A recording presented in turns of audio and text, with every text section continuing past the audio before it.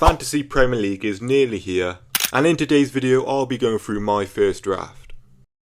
Now before we get into my draft, I did want to go over the best fixture rotation in my opinion. I did go over this briefly in my last video, but I've done more research into it and it further confirms to me that this could be the way to go when picking budget players. I first became aware of this because of Tom Hadley on Twitter. He is a GOAT, and as you can see here, Crystal Palace and Nottingham Forest first 10 fixtures work together really well. If you play it correctly, you can have budget players, which enables you to utilise money elsewhere, playing against Brentford, Nottingham Forest or Palace, whoever you fancy most in that game week out of those two teams: West Ham, Sunderland, Burnley, Sunderland again, Everton, Bournemouth 2 game weeks running, and Brentford again. 7 of these 10 games being at home. And clearly those are very favourable fixtures for Palace and Forest. And of course this promotes the use of picking a low price asset from both Palace and Nottingham Forest to target those easier games. Of course this does have its drawbacks. Both Nottingham Forest and Palace are playing in Europe this season, so we may see a drop off in league form due to the busy schedule. And also Nottingham Forest have been raided by other clubs a bit in the transfer window. Alanga has moved on and Morgan Gibbs White is very close to getting a move elsewhere. But despite that, I am in favour of using this tactic, and I'll show you now how I think this can be effective using player examples. Now in my opinion, I think this would work best in defence, although it may still work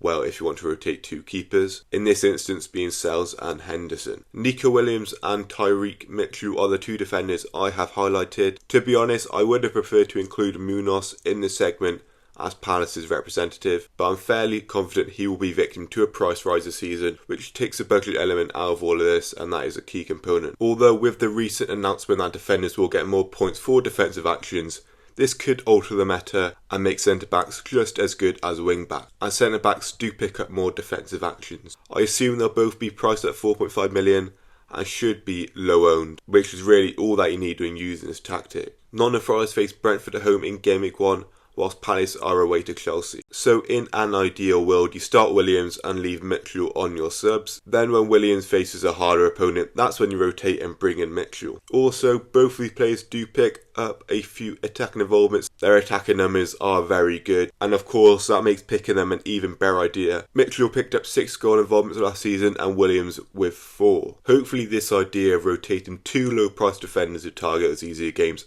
has helped you. We'll get into how this would work in a draft in a second. I think it looks really good. But before we get into my draft, be sure to like and subscribe. The support does not go unnoticed. I'll be putting some Fantasy Premier League content across the new season, alongside other games like UCL Fantasy and EFL Fantasy. Also, if you're looking for more fantasy football content, go have a look at my Twitter.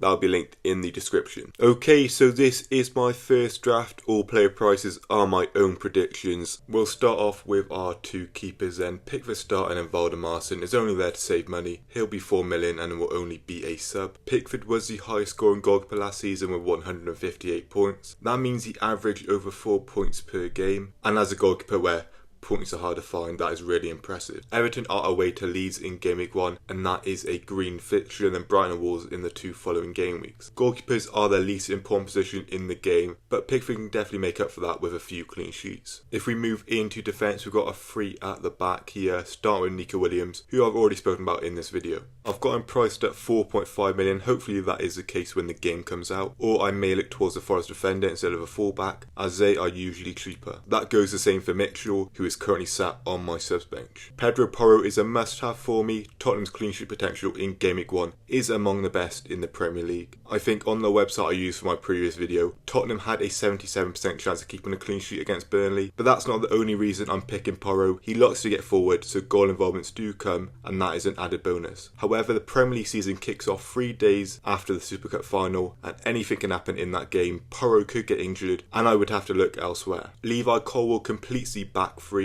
and here I'm targeting the defensive actions defenders can now get added points for. Colwill is always busy in defence, and the extra 2 points should be standard for him. This new rule makes me want to go big on centre backs like in Fantasy EFL, but I'll think about that further when we've got more data on all these defenders. I've got Colwill priced at 5 million, which is fair in my opinion. Hopefully I'm correct. And the 5th defender on the subs is Pascal Struijk. If this man does cost 4 million, he is a must-have for me. He's on pens as a centre back. Everton isn't a bad fixture, and I was almost debating starting him in this draft. And again, the new rule makes centre backs even more desirable, and Struijk is definitely someone to look out for. My midfield is fairly template looking. Palmer and Salah are obvious picks, two premium players coming at a very high cost. These two take up around a fifth of the 100 million. Palmer was fairly poor during the back end of last season, but his performance in the Club World Cup final was encouraging. And with Salah, there is not much to talk about. He is the best and will probably be around the 13.5 million pound region, and you can't argue against that. Bowen at 8 million is a really good pick.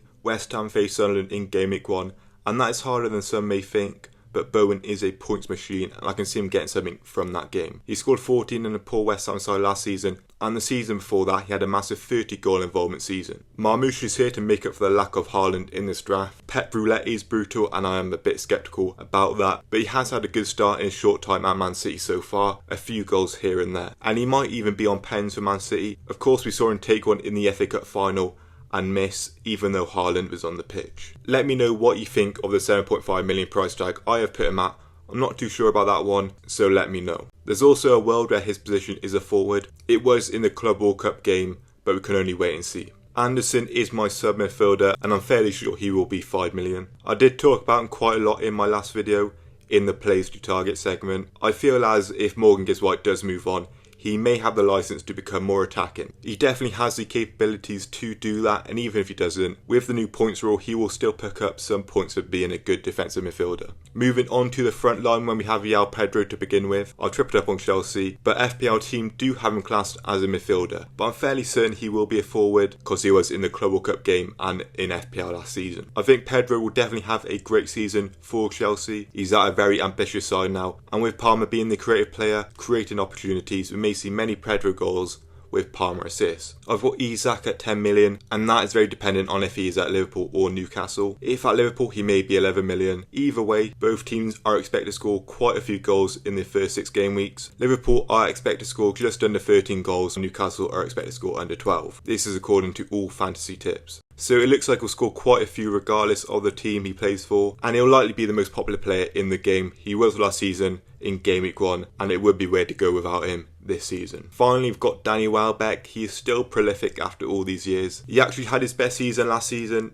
since 17-18, and for his age, he's getting on a bit and he's still got it really. Brighton faced Fulham and Everton in their first 2 game weeks, and that definitely gives Welbeck the opportunity to score some goals. Despite his age, he regularly plays around 85 minutes per game, and of course that is really encouraging. I'm probably not going to play any boosters in this game week. Of course, with the new rule we get 2 boosters of each one, so you get 2 of everything, but I'm going to leave that alone for now. We'll see how I feel as we get closer to the deadline. Currently on Salah captain, I think most people will be. It's nothing special. I'm definitely thinking about subbing in Stroik for Welbeck, as if you're not going to play Stroik against Everton, when else are you going to? It's definitely something to think about, especially with defenders having more routes to points now. And that does conclude this video, my second FPL video of the season. There will be more to come, so if you are interested in that, be sure to subscribe. When the game does launch, I'm predicting early next week, Monday or Tuesday, I will have a mini league set up, so if you are looking to be in that, I'll post it on my Twitter. That'll be linked in the description. But there we are then. Thank you for watching this video.